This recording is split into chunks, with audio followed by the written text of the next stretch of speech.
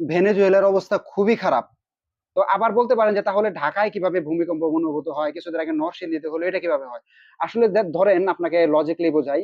যখন দুইটা প্লেট একসাথে সংঘর্ষিত হবে, তোকে আমি আপনাদের একটা এক্সাম্পল বোঝাই। ধরেন আপনি একটা ব্যাগের ভিতরে কিছু মাটি নিলেন, নরম মাটি।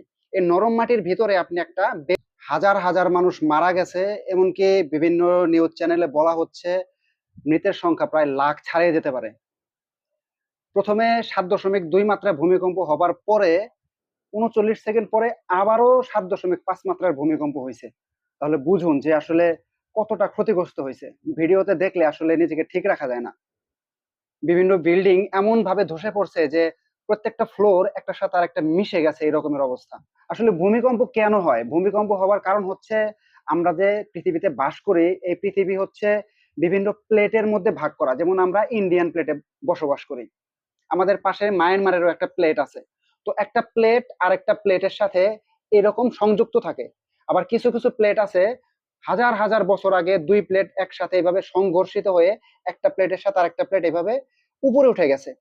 তো এই যে যে একটা প্লেটের সাথে আর একটা প্লেট উপরে উঠে থাকা, এখানে কিন্তু তারা জয়েন্ট অবস্থায় নাই। এই জয়েন্ট অবস্থায় না থাকার কারণে যখন একটা প্লেট আরেকটা প্লেটকে বিভিন্নভাবে ও এইদিকে ঠেলে, ও এইদিকে ঠেলে, তখন আসলে মূলত এই দুই প্লেটের চিপার ভিতরে যদি কোনো প্রকার ধরেন গ্যাপ থাকে অথবা বড় কোনো ধরনের দুর্বল কোনো পদার্থ থাকে, তখন হুট করে যখন এটা মাঝখানে ভিতরে বিস্ফোরিত হয়, তখনই আসলে দুইটা প্লেটের মধ্যে এক ধরনের ঝাঁকি অনুভূত হয়। তো আবার বলতে পারেন যে তাহলে ঢাকায় কিভাবে ভূমিকম্প অনুভূত হয়, কিছুদিন আগে নরসিংদীতে হলো, এটা কিভাবে হয়? আসলে ধরেন আপনাকে লজিক্যালি বোঝাই। যখন দুইটা প্লেট একসাথে সংঘর্ষিত হবে, তখন ও যখন ওকে এদিকে ঠেলবে, তখন কিন্তু এর সারফেসের প্রত্যেকটা জায়গায় সংকুচিত হতে থাকবে।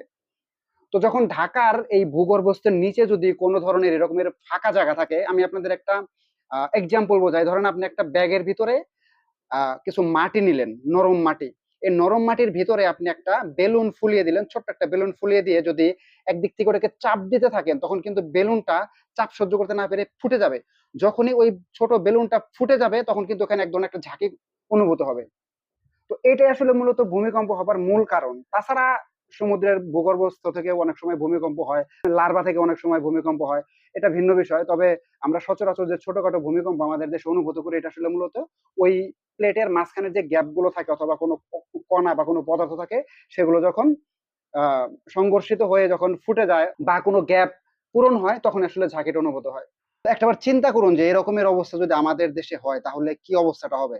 আমরা কয়েক বছর আগে দেখলাম যে নেপালে একটা ভূমিকম্প হলো, আনুমানিক 7.5 মাত্রার হয়তোবা, কিংবা 7.8 মাত্রার হয়েছিল। অনেক মানুষ মারা গেছে কিন্তু ওই নেপালে। আমাদের বাংলাদেশের বিভিন্ন অবকাঠামো জিনিসগুলো যে পরিমাণ ঝুঁকির মধ্যে আছে, যদি আল্লাহ না করুক এরকমের কোনো ধরনের ভূমিকম্প আমাদের বাংলাদেশে হয়, তাহলে যে বাংলাদেশের ঢাকা শহরের অবস্থা কি হবে, সেটা আল্লাহ মাহবুদই ভালো জানে। তো আমরা দোয়া করবো আমাদের বাংলাদেশের জন্য এবং ভেনেজুয়েলার জন্য। ভেনেজুয়েলার মানুষকে আল্লাহ শোক থেকে কাটিয়ে ওঠার তৌফিক দান করুক, এবং যত সম্ভব কম যত মৃতের সংখ্যা আমরা শুনতে পাই, কারণ যত মৃতের সংখ্যা শুনবো তত আমাদের মনে আতঙ্ক তৈরি হবে এবং আমাদের মন খারাপ হবে। তো ভালো থাকবেন সবাই।